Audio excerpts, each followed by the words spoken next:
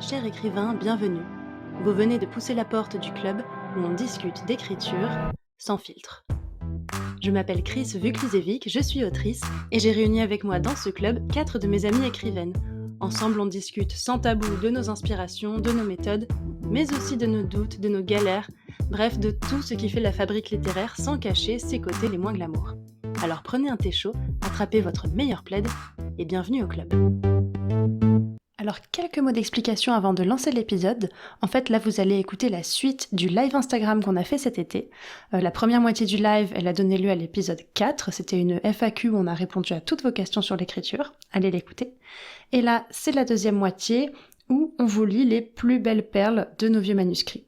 Ça va vous décomplexer, ça va vous faire relativiser quant à vos propres textes, et surtout, ça va vous faire marrer, j'espère, parce que vous allez voir, il y a du très, très lourd, avec entre autres citation de Jacques Chirac, personnage sexy aux yeux améthystes, un elfe moche et des textes d'ados hyper profonds qui font réfléchir dans ta tête. Alors j'ai enregistré cet épisode comme d'habitude avec Laure, Marie, Laetitia et Léa, et on vous souhaite toutes les 5 une très bonne écoute. Ah oui, et n'oubliez pas de liker, de commenter et de vous abonner, ça permet de faire connaître le podcast à d'autres auteurs. Allez, c'est parti pour l'épisode de la honte.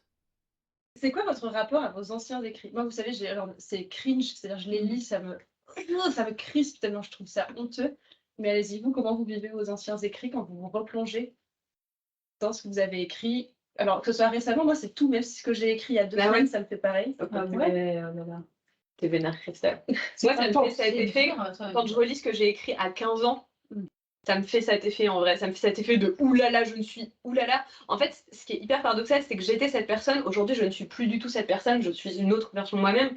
Et du coup, en fait, enfin, comment dire, j'ai l'impression de lire quelqu'un d'autre, en fait. Et du coup, c'est ça qui est extrêmement déstabilisant pour moi. Et quelqu'un qui n'était pas du tout aussi mature que la personne que je suis aujourd'hui. Après, ça me le fait moins. Je pense que, genre, ce que j'ai pu écrire ces 5 ou 10 dernières années, ça passe. Ah ouais, Je peux le relire sans trop cringer, ou je peux me dire, ah, ce truc-là, il était intéressant, peut-être qu'aujourd'hui, je le réécrirai pas pareil, mais cette idée-là, elle est toujours pertinente pour la personne pour qui je suis aujourd'hui. Et du coup, j'ai une forme de tendresse ou de joie à redécouvrir ce que j'ai pu vouloir dire. Et je me dis, ah, aujourd'hui, je pourrais dire mieux comme ça. Voilà. Je vous laisse. Ouais, c'est marrant parce que ce que tu disais sur le fait que tu as l'impression de lire une autre personne, moi je me retrouve beaucoup en fait. c'est ça. Pour préparer la suite de ce podcast-là, moi j'ai été repêcher une fanfic que j'avais écrite en première. Et en fait, j'ai trouvé que mon écriture, elle avait pas. Bon, elle a forcément évolué, mais on sent que c'est la même personne. En fait, on sent que j'ai les mêmes. Je sais pas, la même un peu façon d'écrire, quoi. Je sais pas si c'est rassurant ou pas, je sais que j'ai pas évolué dans la façon d'écrire, mais en tout cas. Et moi, je pensais que j'étais un peu comme toi, en mode c'est cringe et tout, mais en relisant ces extraits et tout, j'avais une sorte de tendresse aussi, de dire. Ouais, je sais pas, j'avais tout oublié de ces textes-là. Et ouais, ça rappelle des souvenirs.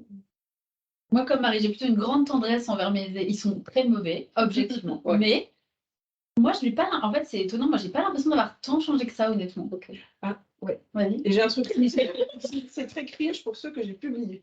Parce que je ne peux pas les relire, je trouve ça nul à Alors chier, qu'ils sont géniaux, c'est pas vrai. Non, mais je crois que c'est une sorte de truc de miroir un peu, je sais pas, c'est un peu bizarre, c'est ton toi du passé qui a été lu par d'autres personnes, potentiellement jugé par d'autres personnes, et je sais pas, il y a une sorte de grosse pression à... Je sais pas, moi, l'objet livre, ça me tend, quoi. Je ne relis pas ce que j'ai publié. Ok. Même les nouvelisations, même le Chica Vampiro, je ne relis pas. Chica Vampiro. C'est dommage, je pense. Alors que Chica Vampiro. Tu passes des bonnes soirées. Oui, c'est vrai, ouais. Oui, bah ouais, moi c'est pareil, je peux pas relire même mon premier roman publié, là je ne peux pas le relire. Après, Donc, il j'étais est au- prêt. Mais c'est parce que tu étais peut-être au bout du truc, donc c'est bon en Je fait. sais pas. Mais du coup, quand j'étais aux Intergalactiques à Lyon, j'étais assise à côté de Michael Rock, dont je parlais, qui fait l'Atelier. Si vous écoutez en rediffusion, vous ne savez pas de quoi je parle, il faut aller écouter l'épisode précédent. Et lui, il me disait qu'au contraire, lui, il relit très souvent ses propres livres publiés, parce qu'en fait, il les a écrits aussi sous un angle un peu, entre guillemets, thérapeutique, ou pour se sortir dans des périodes, par exemple, de dépression, qui l'ont aidé. En fait, il faut trouver dans l'écriture des formes de solutions, de pistes pour se sortir de sa dépression. Et donc, en fait, dans les périodes où ça va pas, il se relie en se disant, bon, moi, du passé, Avec des clés, avec des choses à la Ah, exactement. Je vais retrouver des clés. C'est hyper intéressant. Et par contre, après, il a pris mon livre et il m'a lu des passages à voix haute pendant que je me bouchais les oreilles. C'est horrible quand on lit des extraits de ton roman. Moi, je me souviens les tables rondes des Imaginales où on lisait des extraits. Mais le malaise, moi j'adore m'y arrêter cette malaise. Il faut qu'il reste moi j'apprends dans ce qu'on va faire après. Parfois je me suis pas défilée. C'est bien, Marie. Moi, ça me dérange pas. Moi non plus. Moi, je vais être plus sévère envers mon moi-même du futur presque, enfin, comment on va dire, que du passé. Genre, je suis assez dure envers moi-même sur justement, c'est pour ça que je racontais dans l'épisode précédent que j'essaie de pas me relire quand je suis en train d'écrire le projet. Mais une fois qu'il est fini, je suis apaisée avec. Enfin, j'ai emmené là où je pouvais, au moment T, fin de l'histoire. Enfin, ce qui est très simple d'ailleurs. Je devrais. Après, enfin, voilà. Non, mais je ne dis pas que mon rapport est très sain. Hein. Loin de là. Ce n'était pas du tout ce que je voulais. Et toi, Laure? Moi, alors, non, en fait, il y a plusieurs choses là dans ce que vous avez dit qui m'ont parlé. Moi, je pense que j'ai à la fois une certaine tendresse. En fait, il y a des trucs là, du coup, je me suis en effet plongée sur tout ce que j'ai gardé. Moi, j'ai rien perdu parce que dès que j'ai commencé à écrire, j'ai publié. Enfin, voilà. Après, c'était un truc, du coup, j'ai regardé. En fait, j'avais 14 ans sur les tout premiers trucs. J'avais 14 ans, j'ai publié sur fanfiction.net, tout ça. Donc, j'ai tout gardé. Et franchement, bon, le truc que j'ai écrit à 14 ans, clairement, voilà, il n'est pas excellent. Mais après, je vois, en fait, je me suis retrouvée dedans. Je me suis dit, en fait, c'est les trucs qui m'intéressent, c'est les questionnements qu'en fait j'ai toujours. Et je me dis, tiens, c'est marrant parce que j'avais l'impression, enfin, même là, en relisant un truc, je me suis dit, ah là là, je n'ai pas vraiment évolué depuis mon adolescence, finalement. Moi, j'ai pas trouvé les clés. J'ai pas trouvé les clés, les réponses aux questions que je me posais. Et même si elles sont un peu évoluées, globalement, ça tourne toujours un peu autour des mêmes trucs. Et en même temps, tu as dit l'impression de lire une autre personne. Et je pense que j'ai aussi un peu ça parce qu'en fait, alors, si je lis des trucs vraiment très anciens, voilà, j'ai un peu d'embarras. Si je lis des trucs qui sont malgré tout très anciens parce que cette époque-là où vraiment j'écrivais est révolue, parce que c'est enfin révolue. En tout cas, c'était la période où j'ai été très active, c'était genre entre mes 14 ans et mes 22 ans en gros. Et sur la fin, il y a des projets dont je suis encore aujourd'hui très fière. Et quand je les dis, je suis jalouse de la personne que j'étais. En fait. Du coup, ça me crée un rapport hyper particulier où à la fois je suis hyper fière et je suis jalouse et ça me met, enfin voilà, et en même temps, je vais les lire, et ça m'arrive assez régulièrement, enfin régulièrement, pas toutes les semaines ou quoi, mais de temps en temps, je vais les relire pour me dire, t'en étais capable. Et donc il y a à la fois ce truc du, t'en étais capable, donc tu devrais l'être de nouveau, et en même temps, une espèce de jalousie pas très saine non plus, probablement. Voilà, c'était long. Non, mais c'est intéressant. C'est super intéressant parce que moi, j'ai pas du tout ça. Donc, du coup, je trouve ça. Alors, je redis, nous sommes en direct pour ceux qui nous écoutent en rediffusion. Donc, parfois, on a des petites questions qui nous viennent de au-delà de l'écran, de Guillaume qui fait le modérateur. Est-ce qu'il y a une question? Alors, en fait, j'avais une question que je me posais, mais je vais privilégier l'audience. J'ai la dame du lag qui dit: ça vous arrive de relire de vieux écrits et d'avoir envie de les réécrire avec votre plume d'aujourd'hui? Moi, non. Alors moi, ça me l'a fait en fait quand j'ai cherché des extraits à relire. C'est pas vraiment ce que j'écris, mais c'est des idées de romans que j'ai laissées en plan et que j'ai retrouvées en me disant, en fait, j'aurais, je pense, envie encore de les écrire. Mais c'est pas des textes écrits, en fait, c'est des idées. Je comprends. Dans mon dossier purgatoire, parce que donc, j'ai un dossier écrit sur la Dropbox et j'ai porte close pour tout ce qui est fini et j'ai le purgatoire pour tout ce qui a été commencé, ouvert, projet, machin. J'adore cette nomenclature. Et dans purgatoire, j'ai en fait plein de trucs où je me dis, c'est beaucoup de fanfiction ou trucs comme ça, genre, c'est dommage de ne pas être allé au bout et tout, et plein de trucs que j'aimerais continuer. Mais par contre, des trucs que j'ai terminés, ils sont terminés. Ok. Et toi, Laetitia, tu dis, moi, j'ai pas eu le choix. Voilà. Je trouve que je suis désolée pour ceux qui écoutent tous les épisodes, vous avez entendu l'histoire 42 fois. Mais en gros, j'ai envoyé un concours d'écriture, un concours d'écriture qui se faisait sur 3 chapitres. Je leur ai envoyé 3 chapitres qui avaient écrit. Donc je les ai envoyés en 2021. Ils avaient été écrits en 2017. En fait, en gros, c'est ça, j'ai retrouvé dans mes fichiers 3 chapitres que j'aimais bien, que je me disais, mais c'est vachement bien écrit, je les ai envoyés à ce concours et j'ai gagné. Donc, j'ai littéralement dû vraiment reprendre un texte que j'avais laissé tomber des années auparavant. Et ça a entraîné des tonnes de questions. Enfin, comment tu te réappropries ce texte? Comment tu te fonds même dans l'écriture, en fait? Effectivement, il y avait une espèce de ton. Comment je me refonds dans ce ton alors que c'était il y a plusieurs années? Comment et qu'est-ce qu'aujourd'hui je veux raconter en fait? Qu'est-ce qu'aujourd'hui je veux raconter? Voilà. Donc c'est un challenge, hein, pas si longtemps. Mais... Tu avais une question du coup, Ouais. En fait, dans ce que vous disiez sur votre rapport à vous, autrice du passé, est-ce que vous considérez que c'est un peu comme une carrière de sportif où il peut y avoir un climax et après on n'arrivera jamais à atteindre ce niveau-là?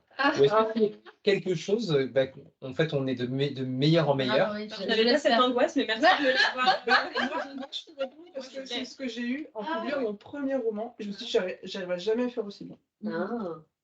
Alors, je pense que c'est grave, mais ça, c'est une réalité. Ouais. Oui, l'expérience, c'est pas comme un sportif où son corps s'use. Là, normalement, avec l'expérience, L'inspiration, elle va vient t'améliorer. Tu crois? Et l'envie d'écrire, là. Marie, elle est écrit là. Après, Marie, elle en a écrit. Ouais, Marie, Ouais, bah voilà, j'ai mis dans le sable. Hein, ouais, bon. Ça fait 4 épisodes que je parle de mon bouquin en cours qui n'a pas avancé. Je suis pas sûre de pas l'écrire, mais voilà. Moi, quand je relis mes vieux textes, j'ai l'impression que j'ai progressé en fait, et ça me fait plaisir aussi de me replonger dans des vieux textes et de voir cette progression en fait au fur et à mesure. Là, je l'ai fait pour l'émission et je me suis dit, ah oui, vraiment, aujourd'hui, clairement, j'écris mieux que quand j'avais 20 ans, que quand j'avais 15 ans. Et moi, j'ai plein, pareil, comme toi, j'ai un truc, pas un dossier purgatoire dans mon ordi, mais un dossier avec plein de projets. Et j'aimerais bien les écrire un jour, mais je me sens pas capable de les écrire aujourd'hui avec mon expérience ou les outils que j'ai pu accumuler. Et du coup, ils attendent au chaud et peut-être qu'un jour, je me sentirai la force intérieure de les écrire. C'était juste pour conclure sur ce qu'on disait avant. Du coup, Laure, toi, tu disais que c'était à 14 ans que tu avais écrit en gros tes premiers textes et que tu les avais publiés. Et vous, les filles, est-ce que vous sauriez dater en gros de quand remonte le texte le plus ancien que vous ayez gardé? Gardez. Alors moi, j'ai commencé par des poèmes. Donc, je sais pas si ça joue. Et sinon, moi, c'était en 6e. Ok. Ça s'appelait Une demoiselle à Paris. Une demoiselle à Paris, trop bien. Voilà. Et je crois que je l'ai encore en vrai. Il est dans ma box of shame de tous les projets d'avant, mais que je n'ai pas jeté parce que je les imprimais et je les mettais dans des cahiers. On est trop pareils, toi et moi, en fait. En vrai, on a plein de points Mais communs oui. sur plein de trucs. Moi aussi, je les imprimés, je vous en ai ramené pour vous montrer. Oh, trop bien. Pour les extraits tout à l'heure. Moi, mon premier, j'en parle dans les remerciements de Lou, c'est Le Canard et le Clochard, que j'ai écrit avec ma maman en 3e année de maternelle. Ça fait quel âge, ça? 6 ans. Voilà. 5 ans, ouais. À 6 ans, avec ma maîtresse, qui, comme je savais lire un peu avant l'âge, quoi. En gros, c'est plutôt le CP. Moi, j'avais appris à lire en 3e année de maternelle. Elle avait proposé à ma maman, elle a vu qu'elle sait lire, essayer d'écrire une histoire avec elle.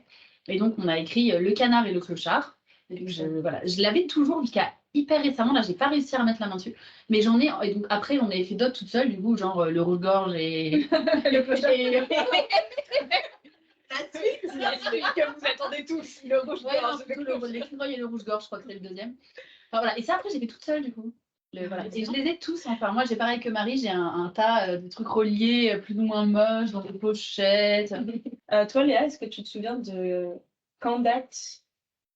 Je pense que les premières choses que j'ai gardées très longtemps, je sais pas si c'est encore dans ma chambre aujourd'hui ou si je les ai jetées à mes derniers gros vidages de chambre, mais ça date, je dirais, de la 5e, qui était une année particulière où j'ai déménagé après avoir vécu toute ma vie au même endroit et j'ai pas mal écrit cette année-là parce que j'en avais besoin. Justement, c'est l'année où j'ai lu Le Seigneur des Anneaux, j'avais 13 ans. Et c'est dur, 13 ans, c'est dur d'avoir 13 ans. C'est un peu vraiment le moment où tu shifts entre l'enfance pour moi et l'adolescence, quoi. C'était l'année charnière et j'ai beaucoup écrit cette année-là et j'ai écrit, je pense, les premiers brouillons qui m'ont donné envie de continuer à écrire et j'ai dessiné les premiers dessins qui m'ont donné envie de continuer à dessiner aussi. Ouais. Donc c'était vraiment un peu la naissance de ce truc créatif et c'est hyper marrant et j'ai vraiment envie de souligner ça. C'est aussi l'année où j'ai arrêté de jouer en fait. J'ai arrêté de jouer avec des jouets et pour moi l'écriture et le dessin ça a pris le relais je dis n'importe quoi, des Playmobil, de m'inventer des histoires avec mes amis et c'est vraiment entre mes 12-13 ans où j'ai eu ce truc final de j'abandonne tout cet univers-là et je me mets à écrire et à dessiner. Voilà. Ah, c'est beau. Ouais. Ouais. Moi, j'avais des cahiers, des genres de journaux intimes quand j'étais petite dans lesquels j'écrivais énormément et je me souviens très bien de c'est un cahier Petit Prince avec un cadenas doré. Et je me souviens très bien du jour où j'ai déchiré chaque page et où je l'ai jeté. Si j'avais pu le brûler, je l'aurais fait. Je me suis dit, il faut jamais que quelqu'un tombe sur ce Il faut surtout jamais jeter vos Mais trucs non, comme mais ça. après, quand tu c'est fais un triste. journal intime, moi j'ai fait pareil avec tous mes journaux intimes. Hein. J'avais tous déchiquetés. Mais pourquoi vous avez fait ça? Mais parce que c'est un jour quelqu'un est tombé dessus et l'a lu. Ah ouais, Ah, trop oui, mal. oui, Ça fait trop mal. Ça, c'est vrai que c'est bâtard. Et- Ouais. Moi, je trouve ça trop triste. Enfin, moi, je les ai tous. J'ai des tonnes de journaux intimes depuis ça a commencé un peu plus tard là que le canard et le clochard. Encore que, pas sûr. En vrai. Non, j'étais au primaire. Si à 6 ans, je cherche journal. Alors, Aujourd'hui, je il suis n'y a pas de ceux qui cherchent, il y a écrit J'aime Ludovic avec des cœurs partout. Ça commence à peu près comme ça, avec des stickers cœurs. Voilà, ça commence plutôt comme ça. Et je suis en CM1, un truc comme ça. Ludovic, si tu passes par. Oh, c'est pour toi. Stickers paye tes comptes, c'est pas les Bref, non, moi, ouais. En fait, ça, pour le coup, tu les relis, c'est tellement précieux, moi, je trouve. Moi, j'ai toujours eu peur, depuis petite, d'oublier, en fait, d'oublier qui je suis, d'oublier qui j'ai été, du temps qui passe. Et du coup, c'était une sorte de moyen de fixer tout ça. Et l'écriture, pareil. C'est pour ça que je garde tout religieusement. C'est un peu les seuls trucs que... Enfin, chez moi, c'est pas du tout... Ici, on me connaît, je suis plutôt minimaliste, il n'y a pas beaucoup de bordel chez moi. Mais par contre, il y a ça, je le garde, quoi. C'est le moment tant redouté. Ah oui. Nous allons sortir nos vieux dossiers et on va rire et on va pleurer. Alors, on va faire un peu un tour, je pense, où à chaque fois on va lire chacune un extrait ou un petit manuscrit jusqu'à ce qu'on ait épuisé nos cartouches. Qui veut se lancer? Laetitia, je te sentais bien partie. C'est moi qui ai moins le... Je crois T'as que pas c'est peur. c'est moi qui ai moins... Voilà, c'est moi Allez, qui ai le moins... lance Alors, les hostilités. alors, Si on peut dire après- à quel point, en quelle année on l'a écrit? À peu près, si on sait à peu près. Ok, à peu près, ouais. À peu près, ça, c'est un truc que j'ai dû écrire au lycée. Donc, pendant que certains, genre à ma droite, publiaient des livres au lycée, moi, je faisais des romans de fantasy avec, en fait, pour commencer, des citations à chaque entrée de chapitre. Ah, célèbre. Oui, comme évidemment un célèbre Pierre Bottero, hein, évidemment. Mais sauf Et que donc, les citations voilà. sont mythiques. Les citations allaient donc d'une citation du livre des sages d'Odéa, donc en fait un truc de l'histoire. Où tu t'auto-citais. Je m'auto-citais, voilà. Et je te disais, une simple rencontre peut bouleverser une vie. C'est beau, c'est beau. Ça fait réfléchir. Exactement. Vrai. Ah, C'est vrai. donc on avait ça À la destination. à des citations de Galilée. Voilà. Ah oui, Random Galilée. Oui, on ne peut rien apprendre aux gens. On peut seulement les aider à découvrir qu'ils possèdent déjà en eux tout ce qui est à apprendre. Mais également des proverbes chinois.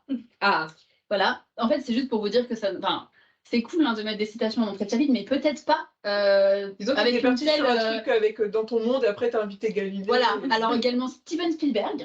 Ah, Voilà. il y a du beau monde. Oui, oui, ça disait quoi Spielberg? Quiconque sauve une vie sauve le monde entier. Voilà, voilà. Nous avons également l'Ecclésiastique, l'abbé Pierre. Je vous en ai ici juste pris quelques-uns comme ça. Monique de Gramont. Alors ça, je sais pas. Je crois qu'en fait, ça venait. Enfin, je sais pas. Voilà. Si vous savez qui est Monique de Gramont, Monique, je ne sais vous pensez pour toi. pas. Ouais, mais surtout, Jacques Chirac. Ah. Ouais, Jacques Chirac, Oprah Winfrey. Enfin bon, voilà. Et au milieu de ça, des gens de Odéa, de Ténérail, du Des gens de haut. des gens du livre, quoi, enfin de l'histoire du roman. Donc je voulais commencer par ça parce que je trouve que c'est une anecdote un peu marrante, quoi. C'est grave cool. Il y a une belle diversité d'influences, quoi. Ouais, c'est ça. Citations. Et puis je trouve que c'est beau de vouloir mettre en valeur la parole des autres dans un truc. La bienveillance de Léa. Je me tais. Non, mais je suis là, je trouve ça beau. C'est trop Je trouve ça touchant, en fait. Je veux dire, ce truc, il m'a assez touchée pour que j'ai envie de le mettre dans quelque chose à moi. Enfin, voilà, je trouve ça beau. En fait, au lieu de donner les noms au chapitre, je trouvais ça cool que ça donne un peu. L'idée, c'était que les citations, Ouais. Mais elles c'est une soient idée, un je peu. trouve. Ouais. Elles disent un peu ce qu'il y a. Vous voyez ce que je veux dire? Le thème soit celui du chapitre, en gros, quoi, sans donner un titre au chapitre. Voilà, sauf que si Bonne tu fais juste- idée, exécution. Voilà, bonne idée, enfin, mais voilà, entre Jacques Chirac, l'ecclésiastique et les tâches de Tanerail, Ça dénote une certaine ouverture d'esprit. c'était tout qui pour est bienvenue, quoi. Jacques Chirac, un roman de fantaisie. Voilà, bah, faut Et bon, même chinois aussi également. Et En général, bon, c'est facile, réunir tout le Non, mais bon, voilà, il y avait un truc qui n'allait pas, quoi. Ça, je sais pas si vous voulez que je. C'est déjà. Ça te va comme Est-ce que, début ou... ouais, est-ce que tu as d'autres trucs marrants à lire là dans ce manuscrit-là? Ah bah, dans ce manuscrit, oui, j'ai beaucoup de trucs, oui. Est-ce que pendant ce temps, quelqu'un veut se lancer? Peut-être juste Monique de Gramont. Ah, on sait qui c'est? Je l'ai googlé. Alors, elle a animé une émission Droit de parole de 79 à 2003. C'est une animatrice télé. Incroyable. Un droit de parole. Tu avais regardé un droit de parole. C'est ça? Ah non, non, j'allais sur. Sur Even. Even. Ah, Tape des mots temps pour moi. Que suis-je bête? voilà. Évidemment. On notera mon. Ouais. J'adore les citations, j'ai toujours connu ça, mais. moi, je peux vous lire C'est déjà pas des, mal, ouais. je peux vous lire des extraits de mon roman policier Ah, que j'avais écrit en 2007, donc j'avais 14-15 ans. Enfin, que j'avais écrit. J'avais quelques premiers chapitres. Et je vous avais déjà parlé de ce roman, de ce début de roman, puisque je vous avais parlé des noms, oui. des prénoms et des noms absolument ridicules de ce roman. Donc voilà, je peux vous lire quelques extraits. Donc le titre, c'est Roman policier. Voilà, Ok, comme ça, au moins. Au moins, c'est Voilà, on n'est pas des pays. Enfin, Chapitre 1, coup de téléphone. On est toujours pas perdu. Georges Corré buvait son café tout en lisant son journal. Il faisait gris dehors. Les nuages avaient envahi le ciel. Il pensa, une mauvaise journée s'annonce. Il va pleuvoir et je vais devoir travailler. Moi, je le kiffe. J'ai 14 ans. Ouais. Franchement. 14 ans de travailler, ça te faisait déjà. En effet, le téléphone sonna aussitôt. En effet. Encore ce maudit téléphone. Donc là, on a coup de téléphone dans le titre. En effet, le téléphone sonna et encore ce maudit téléphone. Si on comprend pas que ça sonne. On ne me laissera donc jamais tranquille. J'aimais déjà pas qu'on m'appelle à l'époque. Allô. Bonjour, suis-je bien chez Monsieur Corré?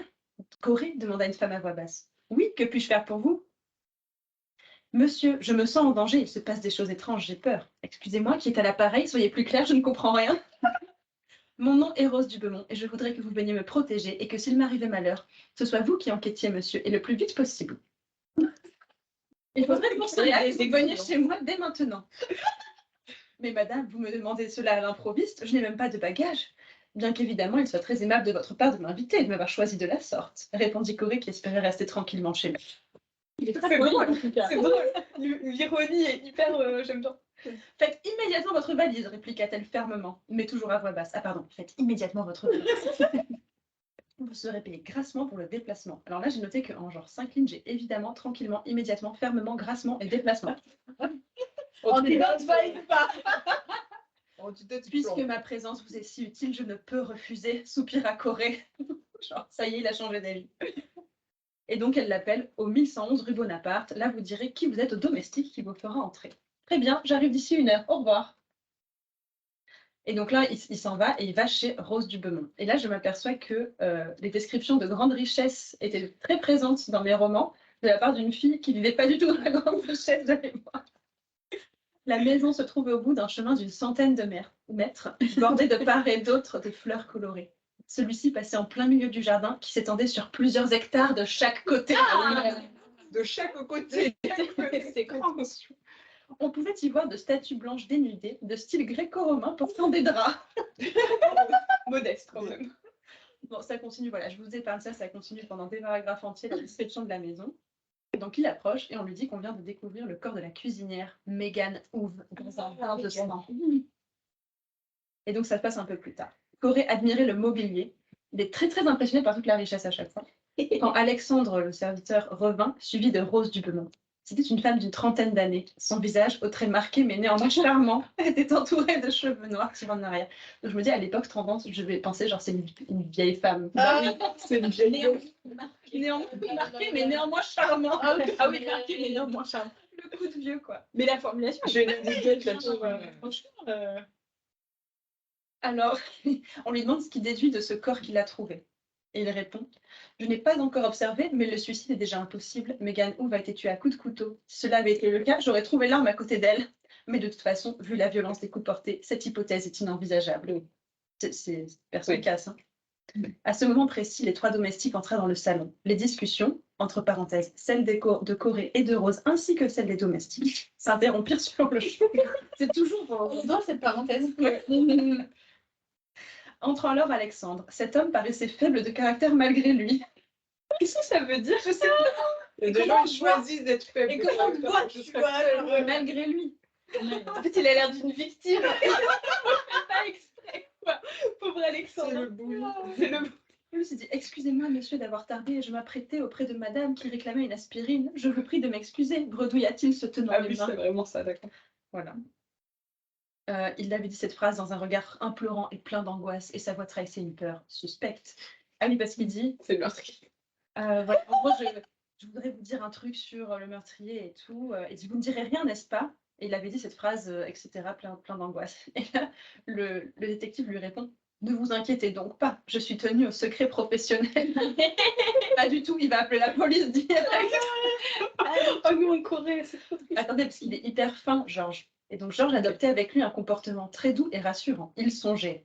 Si je veux obtenir ne serait-ce qu'un renseignement de la part de cet homme qui paraît en savoir beaucoup plus qu'il ne le fait croire, il me faut être rassurant avec lui, le peureux. Le peureux. On est sur de la psychologie très fine. Voilà, ils passent toujours, en fait, ils passent leur temps à se dire bonjour monsieur Durtave, comment allez-vous? T'aimais bien les dialogues, c'est marrant. Je voulais juste faire une modification par rapport à ce que j'ai dit hier. Pamela ne me semble être pour rien dans cette histoire. D'accord, je noterai. Où allez-vous donc comme cela? Au cinéma, monsieur. Alors dans ce cas, bonne matinée. Merci, monsieur. Au revoir. Ce fut tout. Mais quelque chose clochait. Fin du manuscrit. Ça, on a le suspense, Ouais. du coup, qui Bah, est le moi meurtrier, aussi, quoi. Je sais pas. Je pense Tu que sais je dois avoir pas. des notes quelque part. C'est vrai? Oui, j'ai dû avoir des notes quelque part. Mais t'as dû les brûler, les C'est cramer, les possible. déchirer, enfin les... Du coup, est-ce que tu voudrais pas le réécrire celui-ci ou le poursuivre? Est-ce que ça fait partie de ces projets du passé qu'il faut quand même continuer et terminer? Non.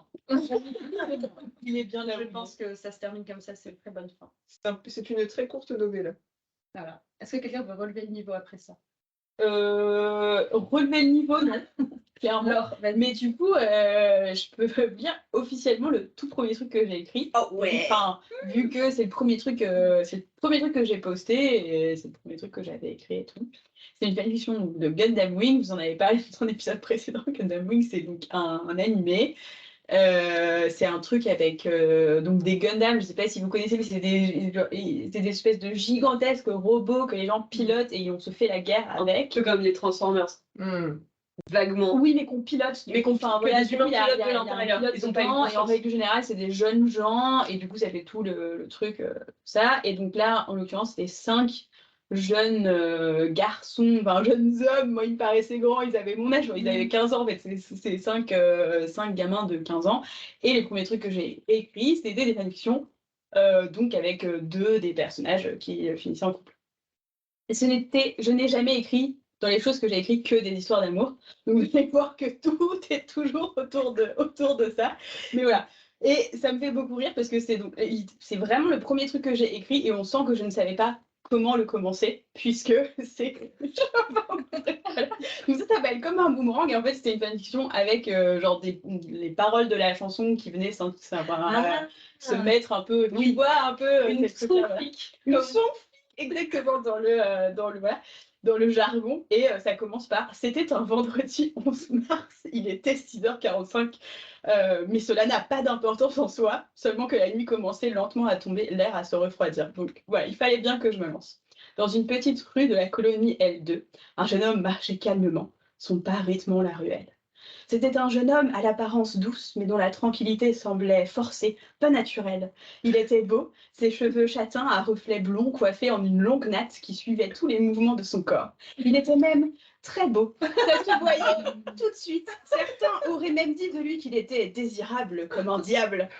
Et en le regardant mieux, on tombait davantage sous son charme parce qu'il avait les traits fins, que sa bouche était un appel au baiser, qu'il avait des yeux magnifiques d'une couleur inhabituelle, l'améthyste, et surtout parce qu'on se sentait indubitablement capturé par ses yeux, putain vraiment j'ai un problème, par ses yeux magiques, qu'on se sentait empli de tristesse et de mélancolie, qu'on ne voulait plus détacher son regard de ses perles violettes sans y avoir fait apparaître une fois encore une étincelle de joie si rare qui attendait un on ne sait quoi de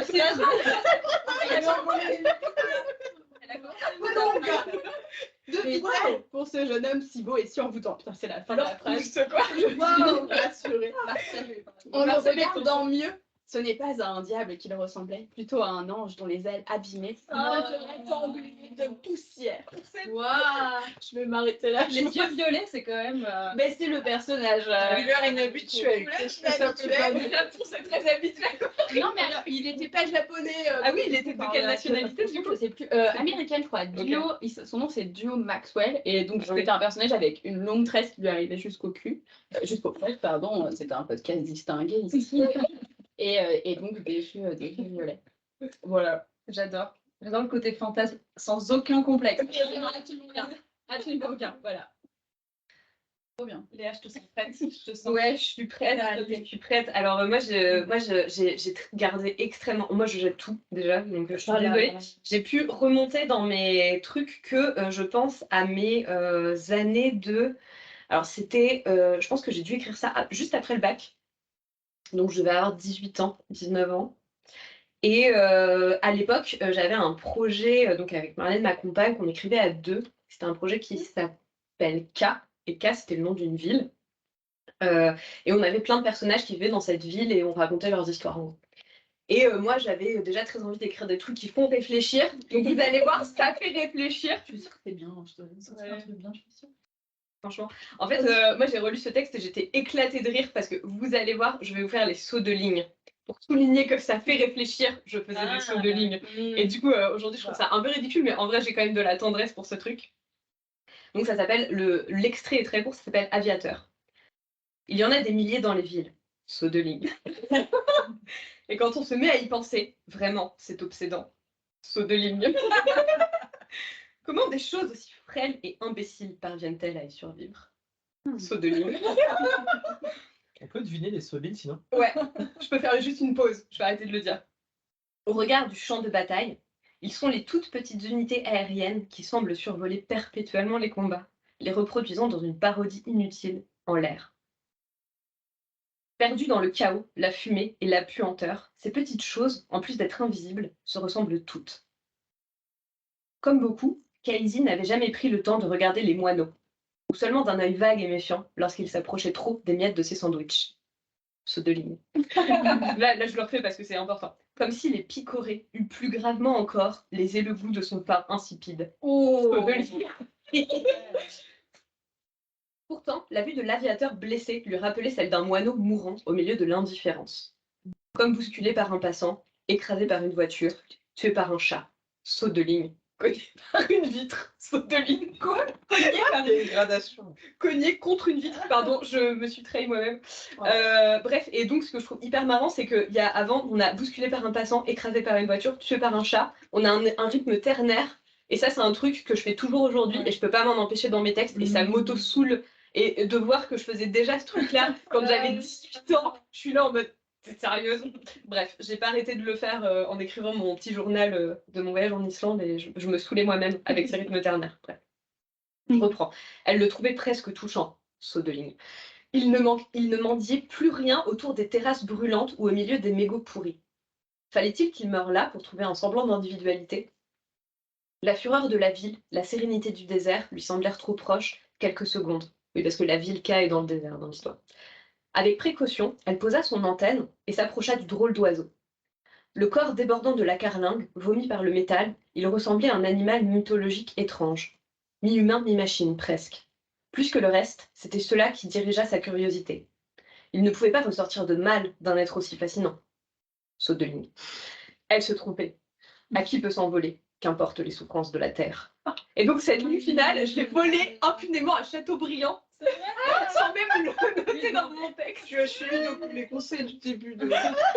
Et en fait, je me suis dit, mais Un peu trop littéralement. cette ligne finale, c'est pas moi qui l'ai écrite, c'est pas possible, j'ai pas pu écrire un truc aussi. Enfin, ça me semblait d'un niveau plus élevé que le reste du texte. Et du coup, je l'ai googlé.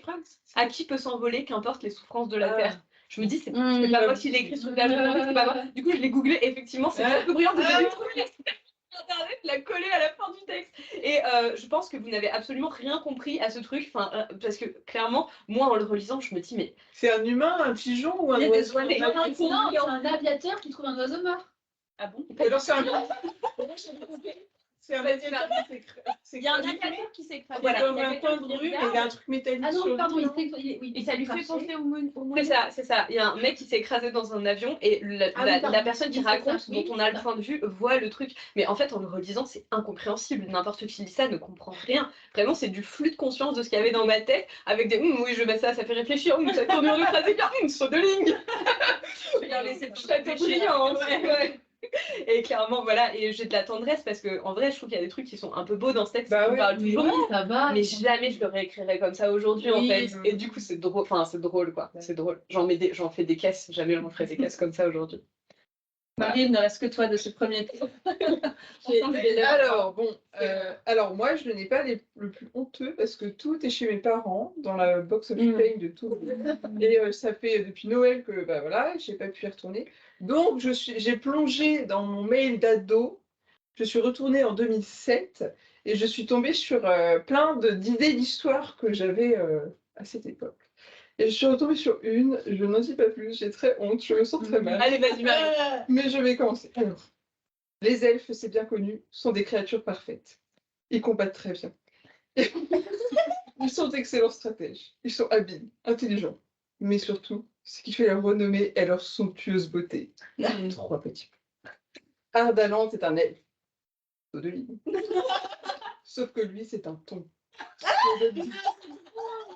Combat d'un être imparfait au milieu d'un peuple élite. Oh non, mais... Écoutez, je vous donne les droits. Si vous... Non, mais on dirait l'éditeur. Je vous lègue les droits. Écoutez. Sauf que lui, c'est un ton. Moi, c'est le vocabulaire qu'on avait quand on avait Mais 15 ans. c'est ça, c'est vraiment ça. C'est un dattier comme métier. C'est merveilleux. Bravo. Bravo, Marie. Trop bien. Oh, vous n'avez pas la même vision que moi. Voilà. Ah, j'adore. Bon, il faut que je vous lise maintenant parce que je vous ai pas lu, du coup, j'ai un peu. Ouais, vas-y, stressé. Laetitia. Vous allez voir que c'est bien en dessous de tout ce que vous venez de Mais lire. en même temps, t'étais plus jeune. T'avais quel âge? Bah non, lycée. Ah oui, d'accord, pardon. T'as pas d'excuses en fait, c'est ça qui Ah est non, pas mais c'est pas la prophétie des 3 L que tu vas nous dire. Je peux vous lire après. Oui, Mais je pensais que t'allais lire ça. C'est j'ai pour pas ça que fait je dans me l'ordre chronologique. t'étais Moi, je vais plus vous jeune, d'abord quoi. Ouais, lire d'accord, les ok. extraits du livre avec les Vas-y, citations vas-y. Ok, vas-y. pour que vous compreniez l'ampleur de la catastrophe. Non, Et- bah non. Non, ça va vous donner de l'espoir. Vous allez voir. Parce qu'on peut partir de là et publier des bouquins chez des grands éditeurs. Ah bah clairement, le but, encore une fois, si après ça, vous n'êtes pas décomplexé. Ouais, c'est clair. Vraiment, ça veut dire qu'il y a de l'espoir. Mais on part de loin. Alors attention, c'est le prologue de cette histoire de fantaisie. Elric Reynolds s'approcha de son plus fidèle soldat et lui demanda pour la énième fois: Es-tu certain de notre victoire? Oui, Seigneur. Demain matin, l'empire de Ténérail sera entièrement à nous. Tu me réconfortes. Mais j'ai toujours quelques incertitudes, murmura l'empereur. Est-ce vraiment ce que mon père aurait voulu? Petite explication. À la mort de son père, l'empereur de l'Empire Odéa, Elric... L'empereur de l'Empire. Oui, empereur de l'Empire, oui, c'est important. Elric, unique successeur, était devenu souverain à son tour. Un empereur souverain. La même info. Ses De premières son royaume. constatations démontraient que l'Empire tombait tout simplement en ruine. Sa principale idée était de relancer l'économie. Ça me fait trop rire. Mon Dieu, sa principale idée était de relancer l'économie avec les îles de Mensai, mais son conseiller lui avait prédit une famine encore plus importante s'il ne déclarait pas la guerre à Ténérail. Selon lui, seule cause de la pauvreté de l'Empire. Elric avait alors décidé, sur ses conseils, de briser l'alliance entre les deux empires. Cet acte peu justifié, effectivement, avait plongé tout le continent dans la guerre. Et en plus, il doute. Enfin, genre, vraiment, il y a juste dans ce paragraphe, on ne comprend rien, je trouve. L'armée d'Elric était à présent à la frontière des deux empires. La bataille qu'ils allaient à présent mener serait décisive. La seconde armée, celle d'Elbaï Béwin, se présenta dans la plaine. Le combat allait bientôt commencer. L'empereur de Ténérail et celui d'Odéa se placèrent devant leurs troupes et s'avancèrent. Elric plaça son cheval légèrement de biais pour faire front à son ennemi. Cette bataille sera la dernière, commença-t-il. Comment en sommes-nous arrivés là? Voulut savoir Elbaï. Mon père avait conclu une alliance avec toi.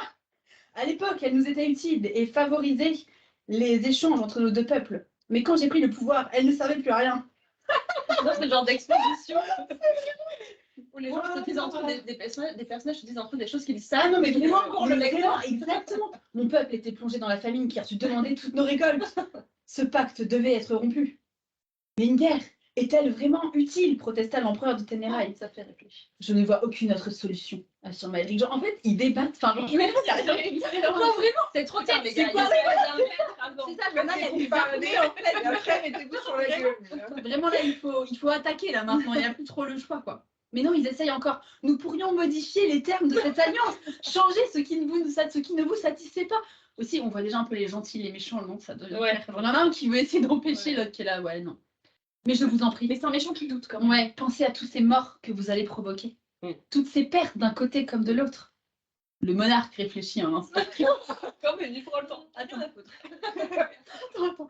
Lui non plus ne tenait pas à tuer d'innocentes personnes. Mais Peut-être valait-il mieux tout arrêter tant qu'il en était encore temps. Arrêtons cette guerre. Il y a Elbaï. Attends, Elric, allez l'approuver. Quand l'armée de Ténérail s'élança dans la plaine, oui, forcément. ce n'était qu'une diversion. Oh non, hurla le chef de l'armée. Il brandit son épée vers l'avant et son armée se lança à son tour. Non, je vous jure que non, c'est une erreur. Stoppons ce massacre. En gros, tout le monde est gentil dans le truc. Il y a une tension quand même. Ouais. Ah, il y a trop de tension peut-être même. S'écria Elbaï pour couvrir le bruit des premiers combats. Menteur, traître incapable, rugit Elric en faisant tournoyer son épée au-dessus de sa tête. Et voilà. Le combat s'engagea au pied de la tour. La charge d'héroïne à côté, c'est. Voilà. C'est R, exactement. Voilà. C'était le prologue. L'exposition qui s'expose. Cette première ça va. présentation, c'est que j'aime bien démontrer bien. Ah oui, l'empereur de l'Empire. Unique Voilà. successeur. Il était devenu. Voilà. Je peux enchaîner si vous voulez. C'est Cristal. Il n'y a pas de commentaire. 2008, on est Ça va. toujours. Personne n'ose commenter. Alors j'ai demandé quel était le texte préféré Ah, de mais notre t'es un public. bâtard. Ouais. On n'est pas là pour ça. J'essaie d'animer un peu notre audience. Ah non, mais c'est génial. Vas-y, Guillaume, dis. Alors on a Tito qui dit en les mixant, qui sait, ça peut donner un truc sympa. Pensons à un Avengers Ouais. de vos créations. Mais Ouais. vas-y Christelle, je vous ping s'il y a des choses. Du coup, l'enquêteur de Cristal, ça peut être un elfe qui croit qu'il est moche, mais en fait, il est beau gosse. Il va se battre. Il va se battre et il y a des avions dans l'histoire. Et voilà, Beau ça comme part. un diable, attends, ça me fait. C'est bon. Ou comme un ange. Aux ailes en Poussiéreuse. poussière. Ouais. Abîmé. C'est beau. Donc on est en 2008, on a la même époque, et cette fois, attention, ça n'a rien à voir, le roman s'appelle Roman. Ah, On a enlevé le policier. Tu avais tout compris un titre de travail. Ouais, ça c'est vrai. Ouais. Comme quoi j'étais vraiment déjà nulle en titre. Alors c'était le début d'un roman, je voulais faire un peu un roman contemporain avec quelqu'un qui, sa vie part un peu à volo et qui a une forme de rédemption et tout. En plus j'avais genre 15 ans, 16 ans et c'était des adultes mariés et tout, je sais pas pourquoi j'ai voulu écrire ça. J'avais dû lire un Marc Lévy. Je pense. Scalpel, 3 petits points, tiré, 3 petits points. Compresse, 3 petits points, tiré, 3 petits points. François Recousi, c'est comme ça qu'on dit Recousi. Je crois, mais c'est. Recousi. Recousu. François a recousu.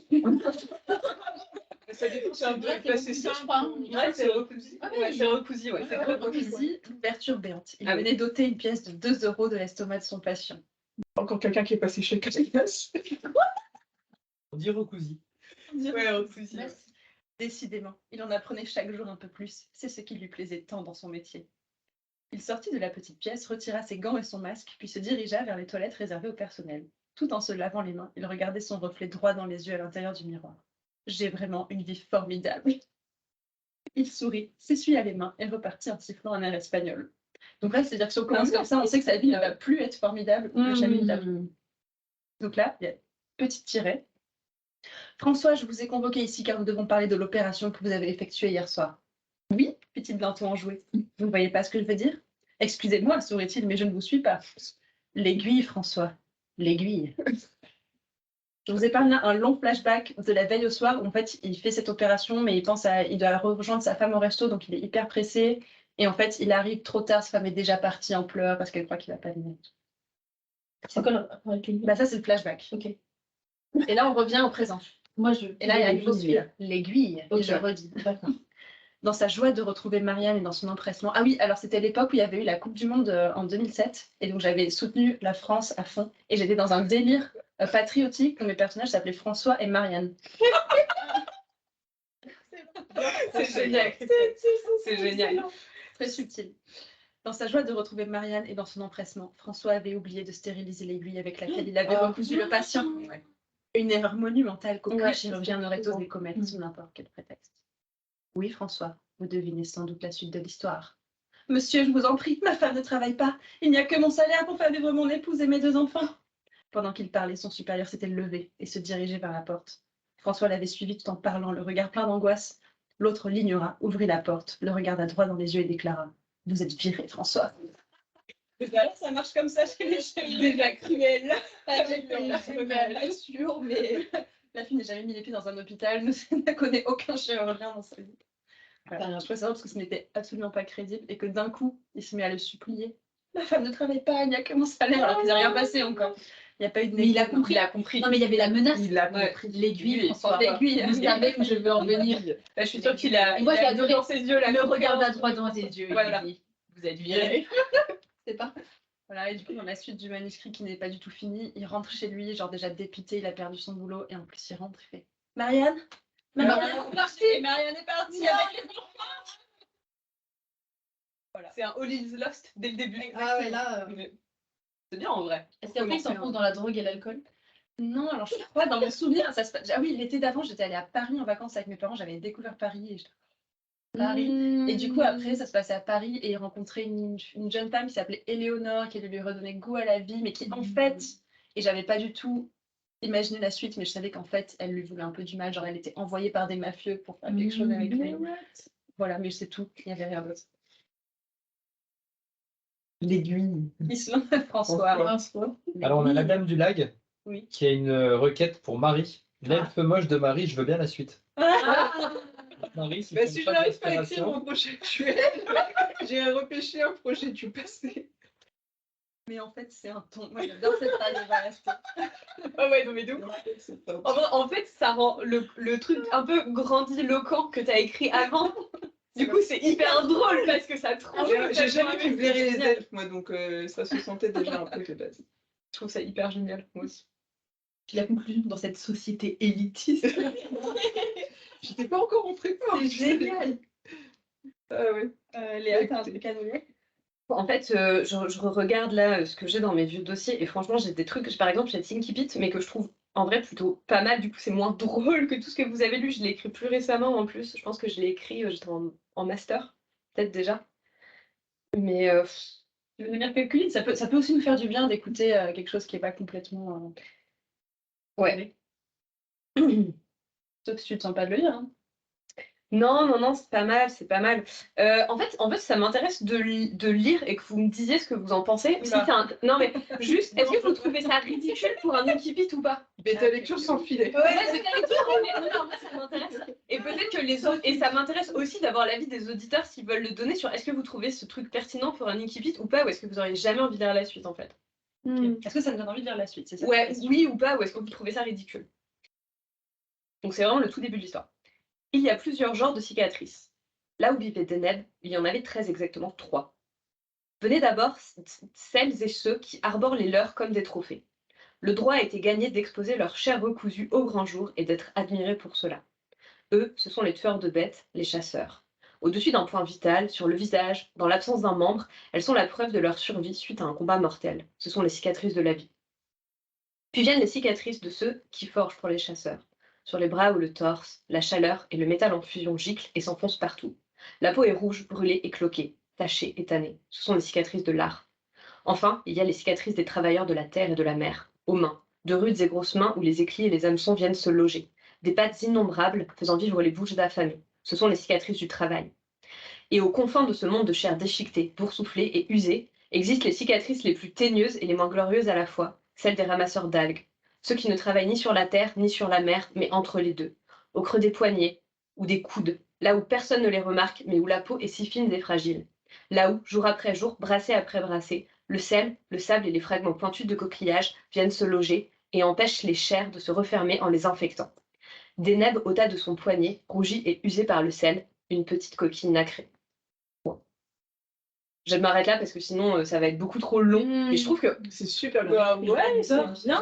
Franchement, j'adore. Ok, d'accord. Ouais. Parce qu'en fait, moi, je l'ai relu il y a pas longtemps, cette C'est équipe va très préparer bien. le truc, et je me suis dit, mais en fait, mais Il y a un genre, truc. ça raconte absolument rien, en Mais fait. si, mais Ah, mais il y a toi, plein de choses. Attends, ça pose là. déjà plein de Là, ça choses. t'a Ah ouais, là, il y a plein de trucs, là. T'as déjà un peu les tranches de la société. On a envie de savoir la pourquoi ils se balance, battent. Déjà, il y a une- mer et Ouais. terre. Il y a une Franchement, c'est- société moi, avec j'aime une bien. hiérarchie, qu'est-ce qu'ils Ouais. font, qu'est-ce qu'ils... Enfin, tu vois, on Ouais. se demande un Puis peu... c'est beau, c'est joli. Quel...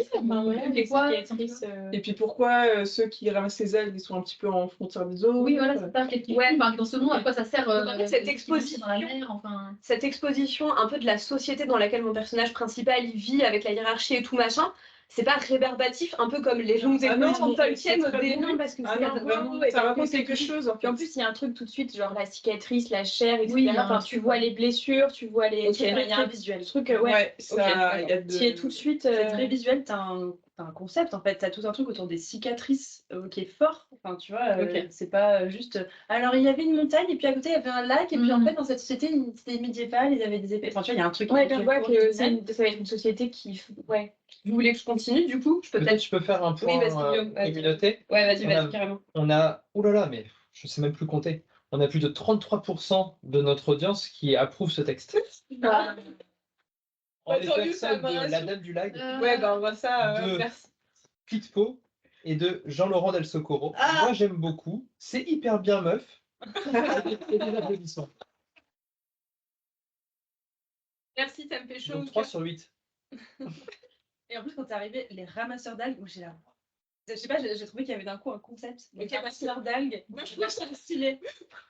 En le relisant, je me dis, mais c'est quoi ce truc, meuf, tout le monde. Enfin, je Non, tant mieux. C'est hyper poétique, je trouve. En fait, je trouve que. Enfin, En fait, comment tu vas la tu parles terre et direct la que de mer, l'humain, c'est- tu poses pas les Exactement. structures, tu vas direct au truc Ok, tant mieux. Tant mieux. Mais merci, scientifique ça me- moelle de tes personnages. ça me rassure parce qu'en fait, moi, en le relisant, mon truc d'éditrice hyper critique, je me dis, mais vas-y, l'exposition de trucs, enfin voilà, de ces sortes de cicatrices, en fait, les gens s'en foutent, en fait, quand ils rentrent dans un texte, ils veulent des personnages qui sont les personnages, machin, machin.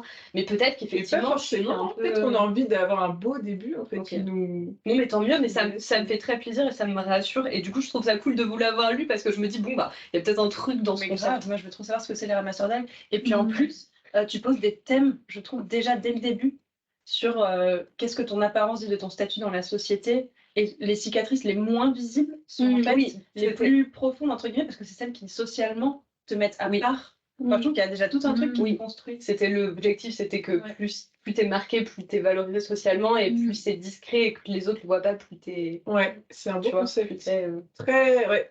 Voilà. Bon, Ouais. bref. Mais si quelqu'un peut peut-être continuer et je continuerai. Alors à maintenant, dire, en fait. revenons à des choses.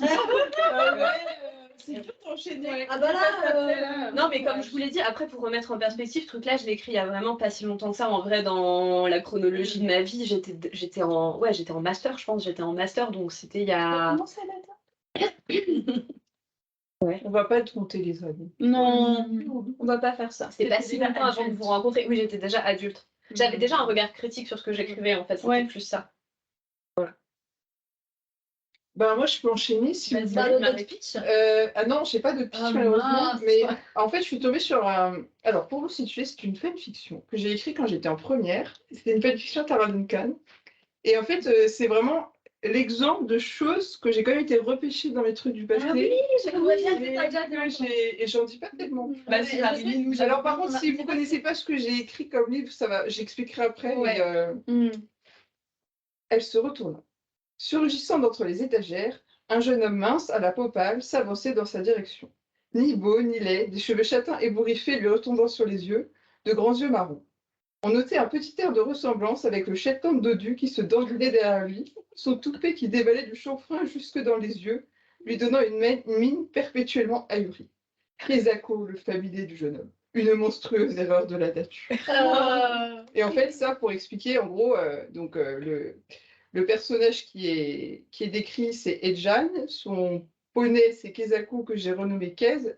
Et en fait, c'était des personnages qui n'ont rien à voir avec l'univers de Tara Duncan, mais que j'aimais beaucoup et que j'ai réutilisé dans ma trilogie Les Rumeurs Bizarres. Trop bien. Et en fait, je suis tombée là-dessus en essayant de trouver des extraits. Je mais c'est en gros un peu les mêmes. Mais c'est ouf. Ouais, mais c'est trop bien. Kez, du coup, il a Ouais, vraiment. ouais. Tu mets la description dans les rumeurs. Je suis persuadée qu'il y a. Ah oui, il a vraiment une chose qu'il y a- comme que- ça. ouais, c'est ça, quoi. Le toupet. Le tout, C'est excellent.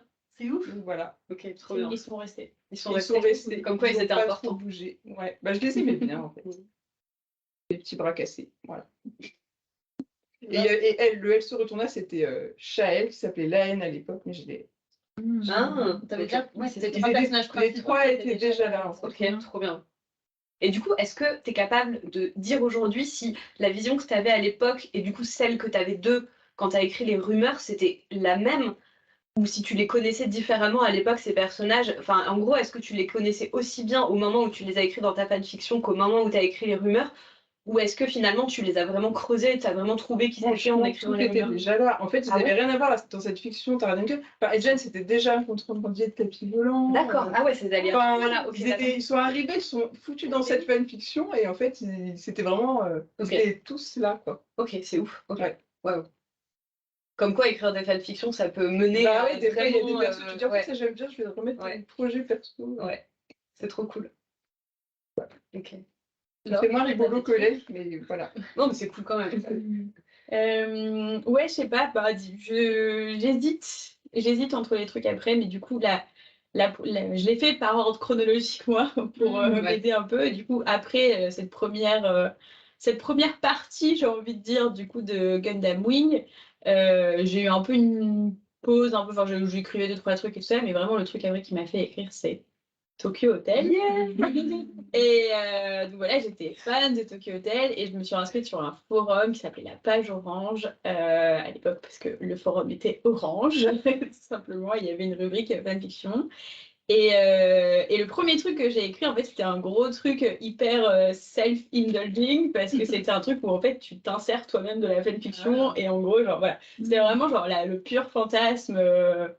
Vraiment. Et en fait, ça m'a fait. Alors, je vais pas forcément lire grand-chose. Genre, j'ai vraiment juste relu un tout petit peu le début et juste ça m'a fait marrer parce que c'est là où je me suis dit ah ouais, je n'ai pas vraiment évolué. Enfin, voilà. Je suis née en octobre, mais c'est vraiment moi, hein. Commencement de l'automne, et aujourd'hui le ciel est ombrageux, comme mes pensées. L'atmosphère est mélancolique, et la mélancolie, c'est le bonheur d'être triste. Je ne suis pas vraiment heureuse, pas franchement malheureuse non plus. Je me demande si un jour il y aura un changement dans ma vie, ou si je continuerai indéfiniment à espérer. Les cours se suivent et je m'ennuie. Non, je n'aurai pas droit à un traitement de faveur en vertu de mon anniversaire.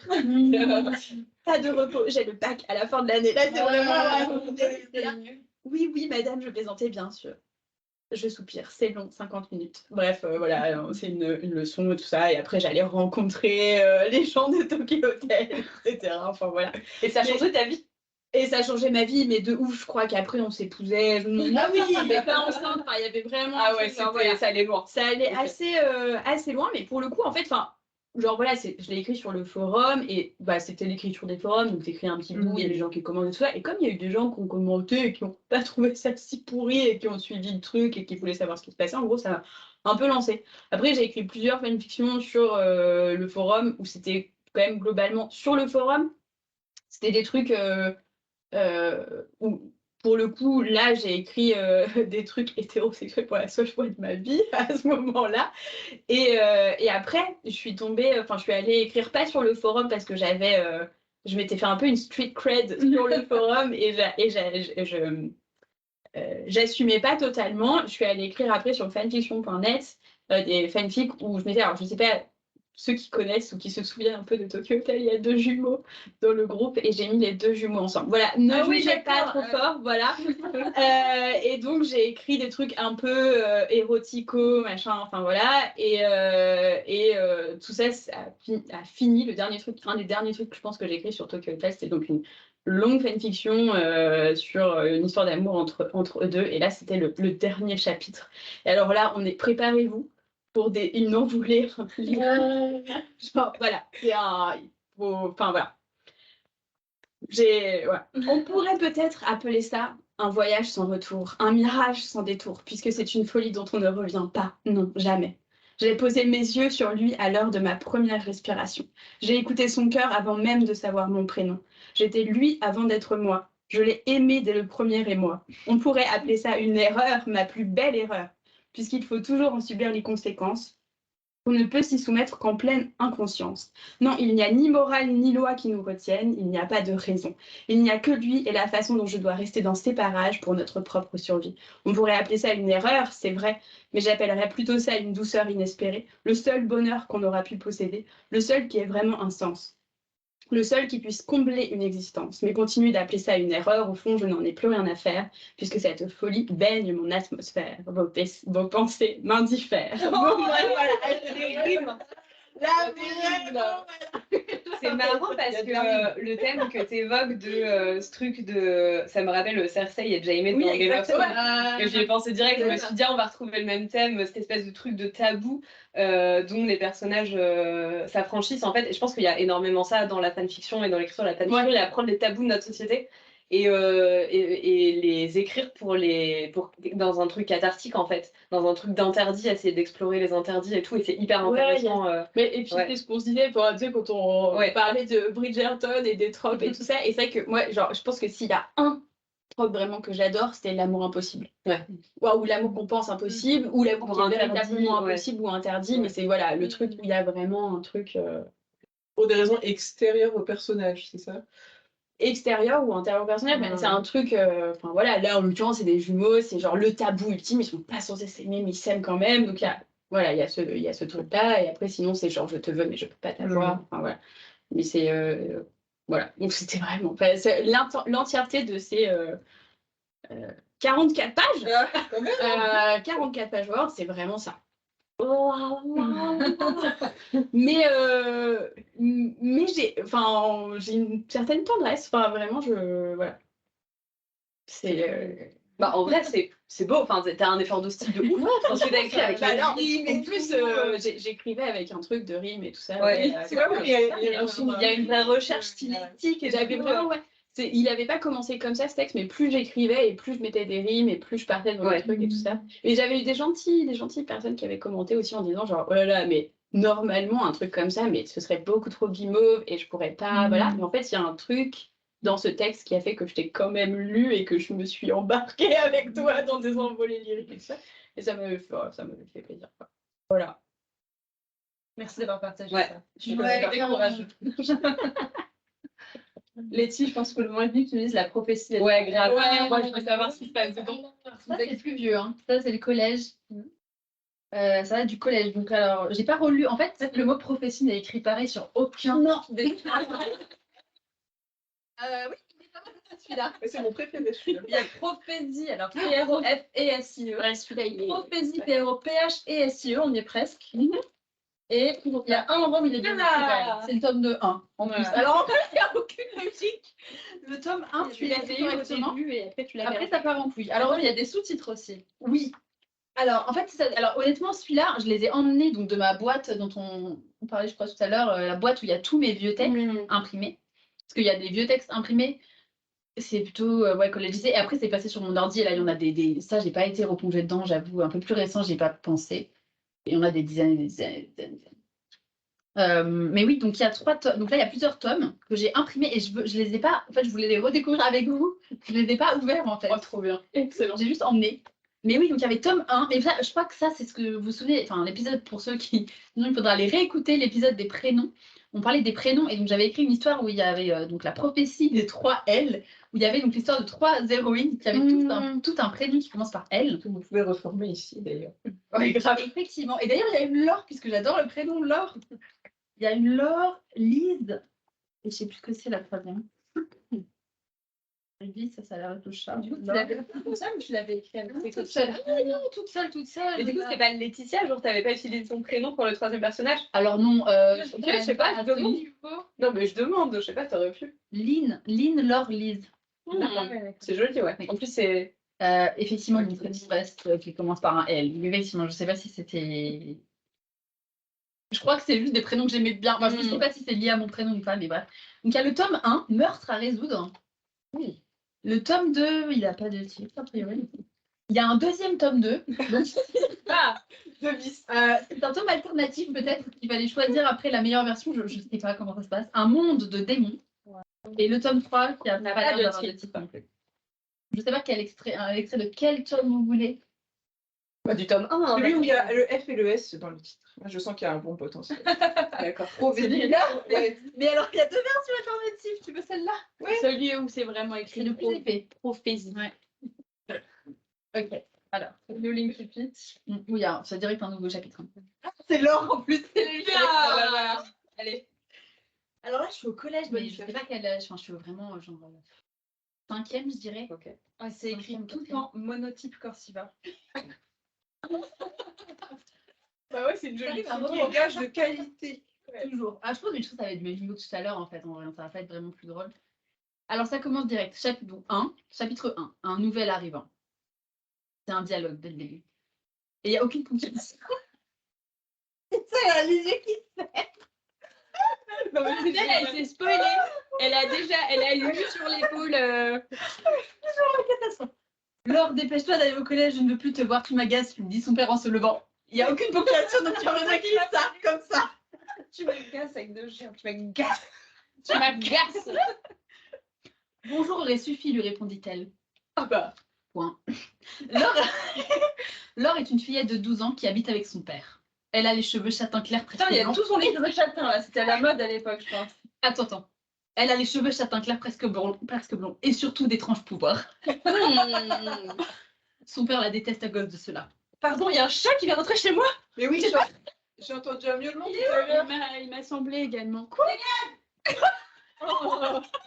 Alors sachez que dans le club, on discute d'écriture sans filtre. On n'a pas les chats, pourtant les meilleurs amis des écrivains. Néanmoins, elle ne veut pas chez elle. Je suppose. Oui, Tout à fait. mais c'est pas mon chat.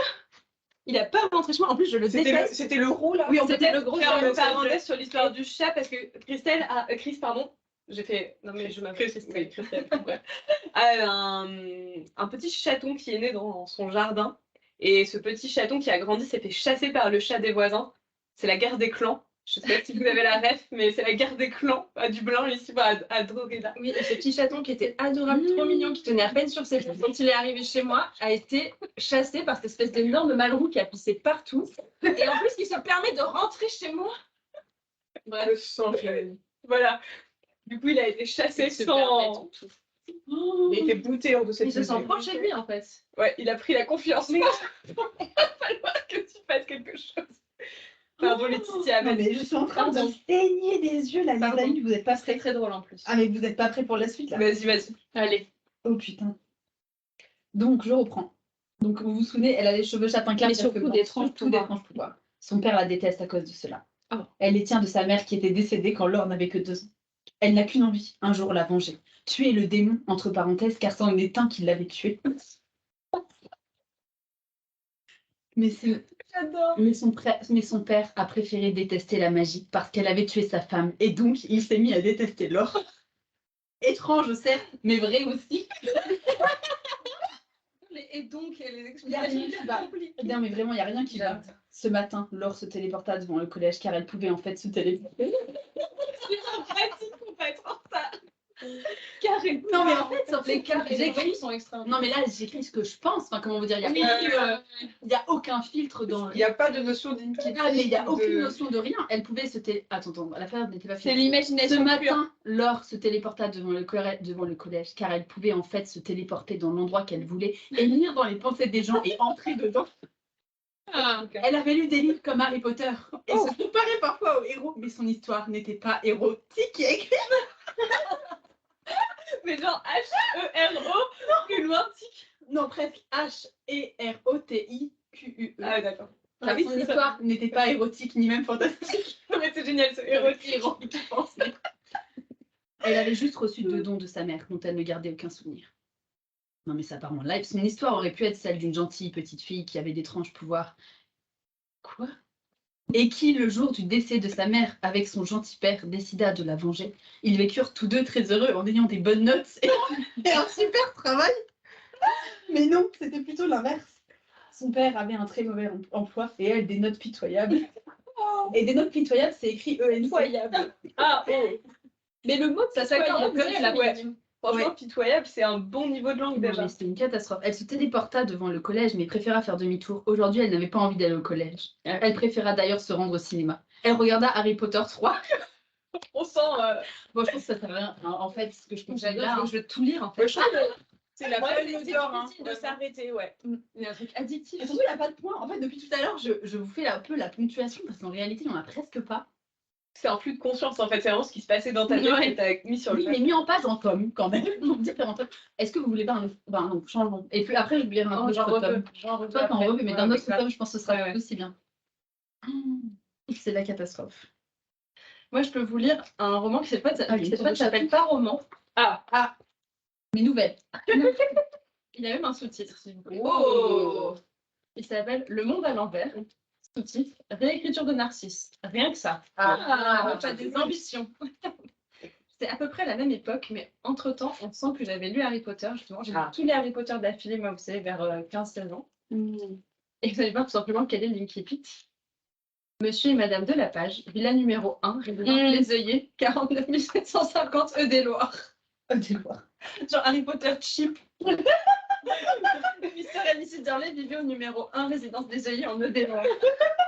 Le déloir, donc j'adore. Parce que ça était là, on était allés en vacances en Eudéloir avec mes parents. Yes. Ok, je pense. Ouais, les vacances d'été avec mes parents, chaque fois, oui, m'inspiraient beaucoup. Donc Thérèse et Roger Delapage vivaient dans la villa numéro 1, qui se trouvait tout au bout de la résidence. Elle faisait face au portail d'entrée, séparé de celui-ci par un chemin d'asphalte bordé de petits lampadaires à l'air ancien.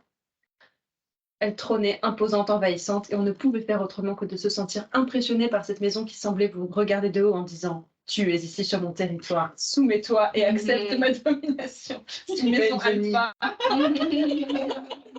Tellement. Donc là, il y a des lignes pour dire à quel point c'était une maison très riche, très très très belle et tout. Pareil, des Oh, hectares bah, de oui. jardin, des deux Ouais. côtés, des fontaines, une grande table. Aboutissait à un immense jardin derrière, dans lequel se trouvait une fontaine en pierre, une grande table en pierre également, une piscine bleue turquoise et d'autres choses bien plus luxueuses encore. La fille est à son max, elle peut pas imaginer plus luxueux. Thérèse et Roger Delapage étaient à l'image de leur maison, riches, dominateurs et condescendants. Ils possédaient en outre cette villa numéro 1 un château situé à quelques kilomètres de là, dont ils ne se privaient pas de parler à toutes les sauces, afin de bien faire comprendre au bas peuple des œillets que si les Delapage se réduisaient à vivre dans une telle résidence, c'était uniquement à cause de la froideur et de l'humidité du château, dans lequel ils ne passaient que leurs vacances d'été, lorsqu'ils n'étaient pas dans quelque île paradisiaque. Il y a toute une description de leur fille Ophélie qui est encore plus détestable, et vous allez voir qu'il y a un pattern, puisque les riches sont des gros cons et les pauvres sont vraiment des très gentils. Qui On passe ensuite à Monsieur et Madame Degris, villa numéro 2, résidence Les Œillets, 49 750. Laura et Jean-Christophe Desgrives habitaient la maison qui se situait juste à droite de celle des Delapage. Elle ne faisait pas face à l'entrée, comme celle de ceux d'avant, mais à une autre villa, celle qui se trouvait à gauche de la maison des Delapage. Laura et Jean-Christophe Desgrives étaient les admirateurs inépuisables de ces chères Thérèse et Roger. Et ces derniers étaient leur sujet de conversation favori. L'intérieur de la villa était sans cesse en travaux pour des agrandissements, des changements de décoration, de nouveaux meubles qui feraient de leur maison la copie conforme de celle de Delapage. Je vous saute des passages. Monsieur et Madame Catrin, villa numéro 3, résidence des Œillets, 49 750. Vous connaîtrez le numéro de département des Lois. Pierre et Valérie Catrin, dont la maison se trouvait à gauche de celle de Delapage et en face de celle des Degris. À gauche, mais en face, mais en fait à droite. Était un couple ordinaire, ni très riche, ni très pauvre. La classe moyenne. Et du coup, leur Les description est habitants sont par contre dans le même non, mais ça n'a aucun sens. Oui, c'est ça le plus surprenant. Et leur description, du coup, est 10 fois moins longue que celle des autres familles parce que ils sont ni très riches ni très pauvres, du coup, ils sont pas très intéressants. Alors, par contre, vous allez voir chez les Lompac, il y a des choses à dire parce que ça va pleurer dans les chaumières. Parce que, n'étant pas riches du tout, forcément, ils sont hyper sympas. Madame Lompac, villa numéro 4, résidence Les Œillets, 49 750. Eudéloir. Sortez les mouchoirs. La maison de Paul Lompac ne faisait face à aucune autre. Mais du coup, il n'y a pas de vis-à-vis, c'est mieux. Le vrai luxe, c'est la gentillesse et ne pas avoir de vis-à-vis. Elle était en face des boîtes aux lettres et se situait à droite de la villa des Quatrains. Et attendez, tout ça, c'est le truc le plus drôle de tout le manuscrit. Elle écrivait de petits poèmes qui étaient publiés chaque semaine dans un journal. Cela lui permettait de vivre correctement avec son fils Laurent.